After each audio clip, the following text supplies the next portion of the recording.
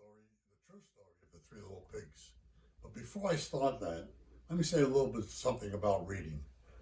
I'm 82 years old, and I've read most of my life. And reading to me has been probably the most, or one of the most important skills that I've designed over the years. It can take you any place on any journey and anything. You can learn or anything you want to learn, and you can do it right in your own home. Reading to me is probably the number one skill that would be desirable for people to use and to learn. So let me begin by telling the true story of the Three Little Pigs. And you know that you all know the story about the pigs, of course, but you know that story only from the pig's point of view.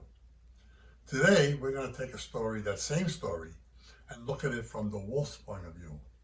And it's pretty funny in a lot of ways and interesting. So let me start to read to you the true story of the Three Little Pigs by A. Wolf, as told by Jon Scieszka.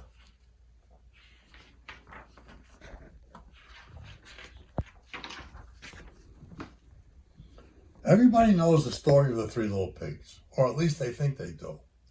But I'll let you in on a little secret. Nobody knows the real story, because nobody has ever heard my side of the story. I'm the wolf, Alexander T. Wolf. You can call me Al. I don't know how this whole big bad wolf thing got started, but it's all wrong. Maybe it's because of our diet. Hey, it's not my fault wolves eat cute little animals like bunnies and sheep and pigs. That's just the way we are. If cheeseburgers were cute, folks would probably think you were big and bad too. But like I was saying, the whole big bad wolf thing is all wrong. The real story is about a sneeze and a cup of sugar. This is the real story.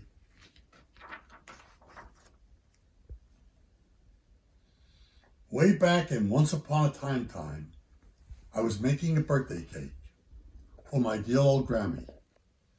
I had a terrible sneezing cold. I ran out of sugar.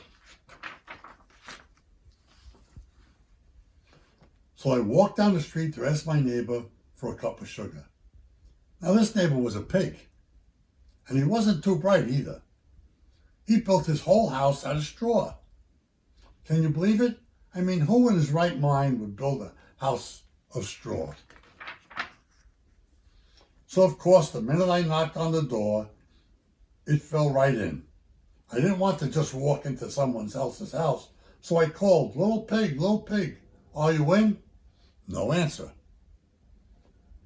I was just about to go home without the cup of sugar for my dear old Grammy's birthday cake.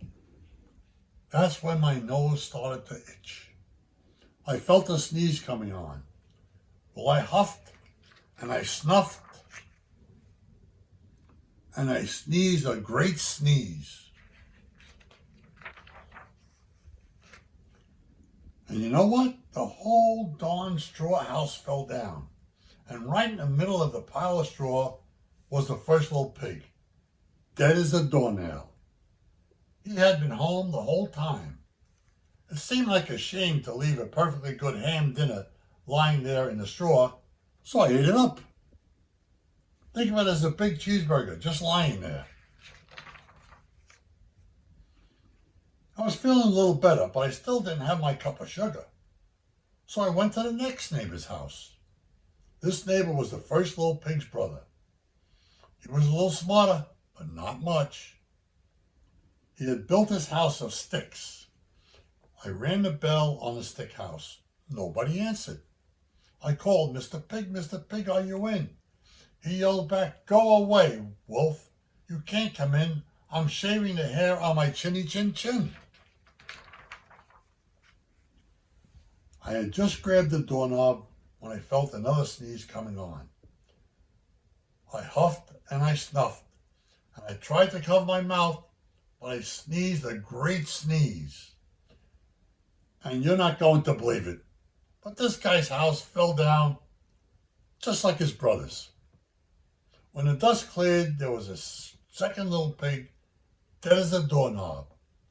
Wolf's honor.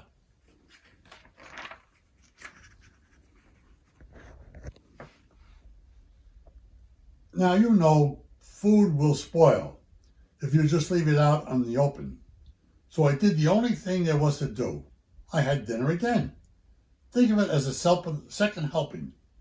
I was getting awfully full, but my cold was feeling a little better.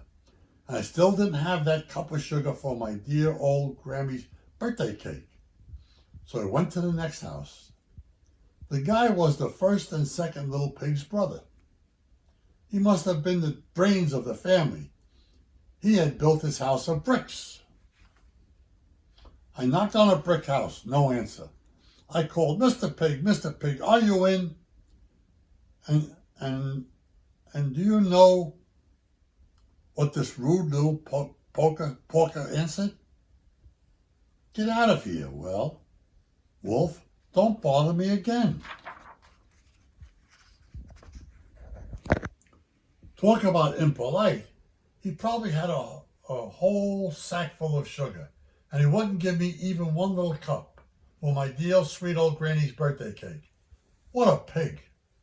I was just about to go home and maybe make a nice birthday card instead of a cake when I felt my cold coming on. I huffed and I snuffed and I sneezed once again.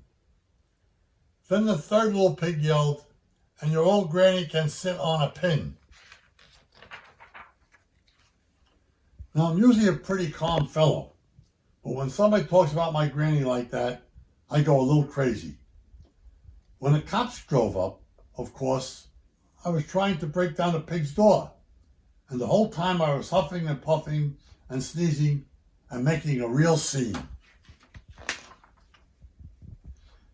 The rest, as they say, is history.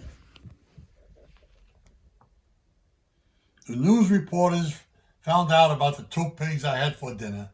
They figured a sick guy going to borrow a cup of sugar didn't sound very exciting.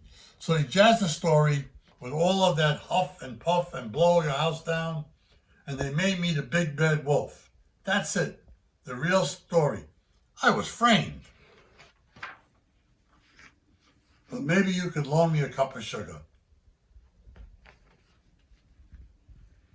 And that's the story from the big bad wolf's point of view.